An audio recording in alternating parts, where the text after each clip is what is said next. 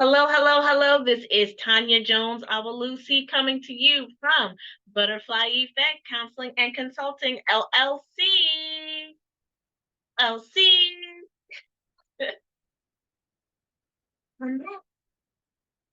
And as you can tell, I'm different.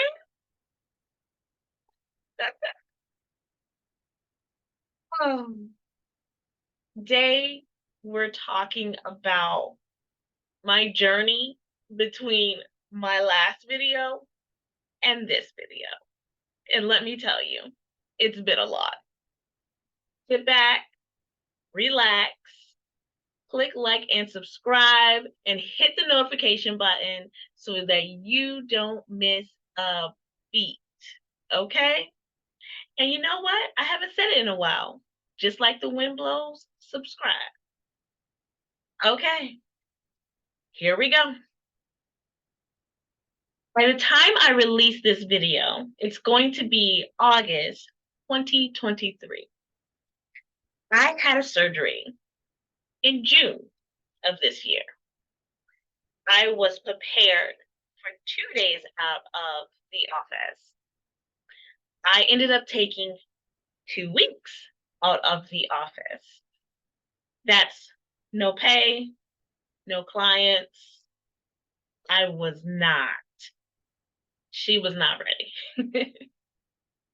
Now, if you are a subscriber to my newsletter, which I will put a link so that you can be if you're not, then you know why I was out for surgery and you know what happened to me. Today's video is about after the surgery. So, yeah. You're going to have to go to the newsletter and read about what happened. I'm telling you that part. That part's a secret. Only my newsletter folks gets to know. So, after surgery, I was in the loving care of my family. And one of the things that I experienced that I can't, hopefully, I can give it some justice today, is this uneasy, vulnerable feeling of openness. Okay. So I had several incisions, but I don't even think it was the incisions. I don't even think it was the fact that I felt helpless. I think I was truly experiencing something spiritual. I felt exposed inwardly. Not crying today, not happening. I wasn't even able, right, to watch a movie with my family.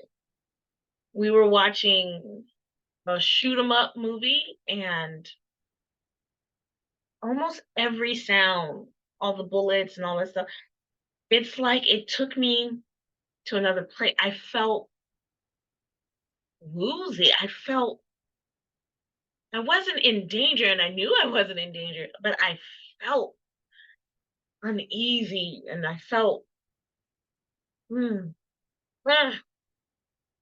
I was laying in the living room. Everyone was watching, and I just turned away. I was in a reclining chair with the covers. I couldn't watch it. I couldn't hardly listen to it, and I definitely couldn't watch it. It did something to me. So very interesting. I know um, there's kinds of research, I'm sure, about physical trauma on the body and how we experience that emotionally, how that ties in together. You know, my operation was on my stomach and my gut. There's so much about gut and the connection to mental health, and oh, it was weird. It was hard. I literally couldn't do it, and I've never experienced anything like that. Now, let me go backwards. Going into surgery, scared to death. I have my own trauma with anesthesia, scared to death. And when I mean scared to death, I mean I had already done my will and testament. I think everyone should have a will, especially if you have children. It took me a long time to do it. I mean, my kids are practically grown, and I finally did it. I wasn't afraid to do it. It was just something that was like, yeah, I'll do it. Yeah, I'll do it. Finally did it. I spent my New Year's going into 2023 writing my will and testament. The world is crazy. So I'm like, you know what? Let's put my stuff together because not leaving my babies, my kids, without anything. So I was like, let me do what I'm supposed to be doing. Anyway, that's another day for another story. But I already had it done, but I didn't notarize it. So the day before surgery, I got it notarized, sealed it up in an envelope, and then I told my family where it was. And I'm like, it's in the car. Okay? No secret spot, no safe, no searching the house for it. It's in the car. The closest place to grab it because I'm gonna be in the hospital is right there in my car. So bam, just you know, you, it's in the car. Okay. It's still in the car. It's August. It's still in the car. Um, but yeah, I wanted to. I felt I had to do that. If anything happened to me during surgery, at least I did that. That's the thought I had going into this. Okay. Now, that doesn't mean I wasn't positively thinking. It doesn't mean I wasn't, manifesting my healing, thinking about um the surgery in a positive way and making sure that, hey, I'm gonna pull through, I'm gonna make it. I was doing all those things. I was doing everything that I needed to do beforehand, including getting my compression socks, all of it. I just didn't plan that it would take so long to recover. I didn't know what I was thinking. And if you go to my newsletter, it will be in the comments. You will understand a little bit more of like why it took so much and why recovery, still in recovery, still, still in recovery, why it took so long. Okay, so fast forward. Day of surgery, I'm going in, I'm positive, you know, this is going to be a piece of cake. We're going to be fine. Waking up from surgery, we are not fine. We are not okay. We are like, what happened? Okay. What happened? Hence, Facebook to a halt. Okay. Instagram to a halt. And if I'm honest, Instagram has been in a halt long time ago. Clients, halt. Life for me, halt. Kids, halt. Kids taking care of me. Family taking care of me. I am a provider. I give, right? How many of you find yourselves in situations where you're a giver and then you need? It's not the best feeling, but let me tell you, my family did their thing. Okay. They took care of me. Okay. Every single one of them took care of me in their own special way. I am forever grateful. Not going to cry. I want to tell you, however, I don't know if it was the painkillers or if it was truly, let me not lie. I know painkillers was involved, but let me tell you, after surgery, since I was so open and vulnerable, I literally kept having moments of anxiety and fear night. And one of my family members suggested, let's just play some music. And that's when I started putting on gospel. And I think I was tripping out a little bit, um, because I kept seeing coral. And I was like, there was coral in my dream. I think I'm going to paint my house turquoise and coral. Can't wait. Oh, and a splash of yellow. This is going to be a season of color. So I'm waking up, I'm in and out. And this is like days after. So I'm on the medication, I'm having complications. Again, newsletter, you'll get it all there. Having complications, in and out, having to do things that I don't want to do, injections, self injections. No, negative. Who wants to do that? I am so sorry for those of you who do that every day. I want you to know, however, I use that to get me through 20 injections, really 19, because one of them I had to test it out to figure out how to even do it. So 19 injections in my stomach.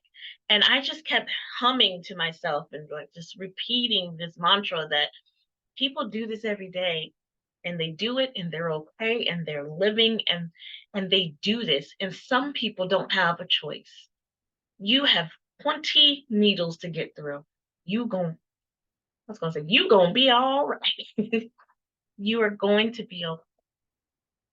So fast forward, this openness and vulnerability that I'm feeling the need that I have to anchor in God. So playing the gospel music at night was a must. Otherwise, I felt lost, lost, lost. And I couldn't communicate it to my family in a way that made any sense. They're like, Ty, you're fine. All you gotta do is sit there. That's all you gotta do. You're fine. Every time something would pop up, I'm like, oh, this is it. I'm gonna die. You're not dying. God is not calling you home. You are okay. You're safe. You're fine. This is your anxiety, a therapist. This is your anxiety, and you need to work through this. Like, and I did. And here I am today. And I know most of you know me with my locks, my black locks with stripes of silver, my grays. So I cut my hair. Why? Since the surgery, I continue to feel like I need to be anchored in God. I mean, I've always felt the need to be anchored in God, but this is different. It's like I went down and came back up, and it was like you need me. And I always knew that.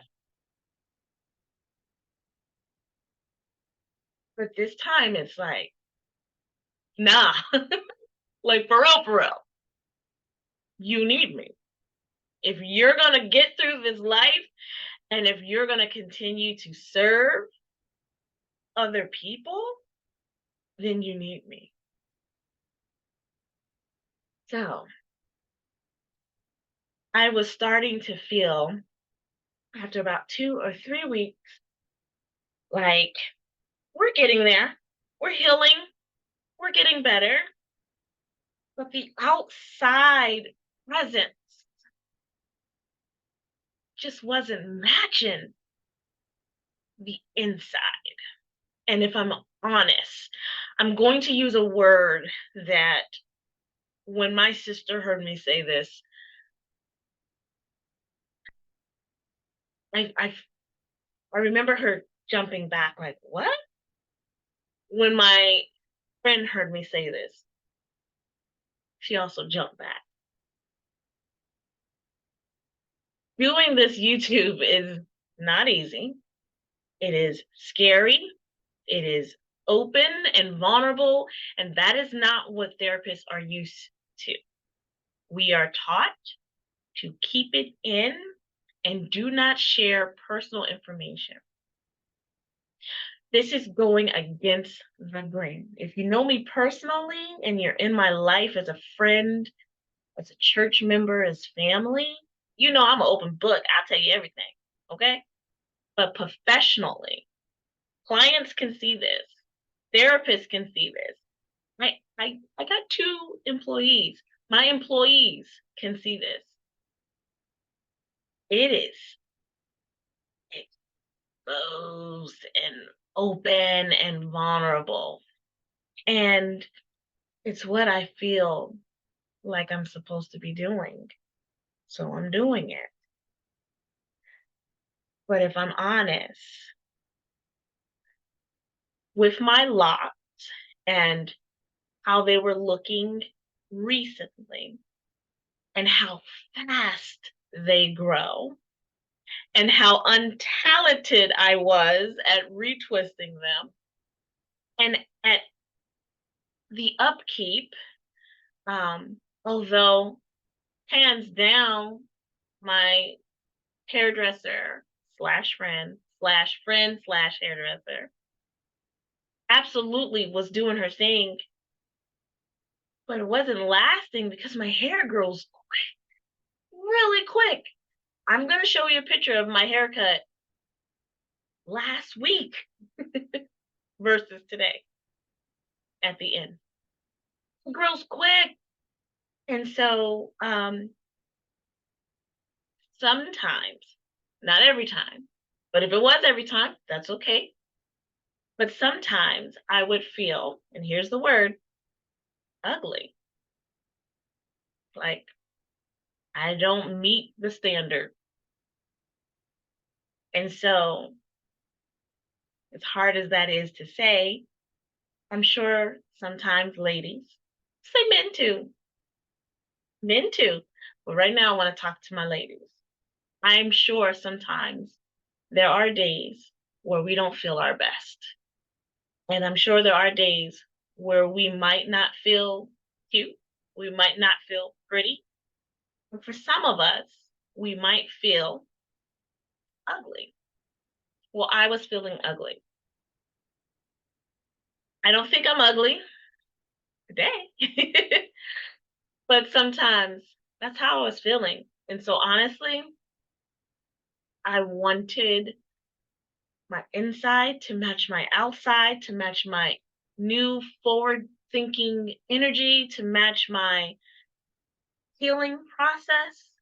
And this is what we got. I love it. I'm excited about it. I can't wait to see what else I do with it. Right now, I literally did nothing. But what I wanted to kind of dive into a little bit is the fact that I haven't been on here because I haven't been happy with me. I have been healing, which has taken a long time, still in it. I've had complications, and I haven't felt pretty or cute or anything. And I didn't think no amount of makeup was going to do it. Putting on some earrings wasn't going to do it. Putting on a flower shirt wasn't going to do it. I was not feeling good at all. And this is my attempt, mine, to try to balance it out because it wasn't working for me anymore the way that it used to. I was looking at some pictures and my long curly locks. I'll also put that in there. I was like, oh, I miss it. But I'm okay. I think this is a good transition. I think that it's time. It's time. Change can be good. It's okay. So here I am. I just wanted to let you guys know, if you've ever been in a space, or if you're currently in a space where you don't like something about you, within reason, if it's changeable, change it. I mean, my locks were supposed to be forever, but they're not. And that's okay. I'm okay with that. I can live with it. Right. So that was a lot. That was a lot. And we're going to work and continue to work on those emotions and those feelings and the vulnerability. I don't know what God is doing, but He's definitely doing something. If this was something you needed to hear, if you needed to hear me say, it's okay if you don't feel pretty. I mean, we have a high standard and mark out here in this world. And let me tell you, I'm not size 2. And it just ain't happening. Okay. I have acne scars. Like it's not happening. But let me tell you, I feel good today. I'm loving me today. I am proud of me today. And that's worth a lot. I'm loved today. I know God today. God has made me. And please don't get it twisted. I am not saying that I have a low self-esteem. That's not it. But sometimes I'm sure you guys have had those days where you're not feeling it. So, and let me say something else. And if I did have a low self-esteem, guess what? Working on that too. So I hope this was a blessing to someone. If it was, love hearing the feedback. Please, I welcome the feedback. I need the feedback. You will provide feedback. I love it. I need it. I love to read the feedback. I do. I promise you, it does something to my soul. I'm happy that I could help in any kind of way. And I just wanted to jump on and say, I'm back.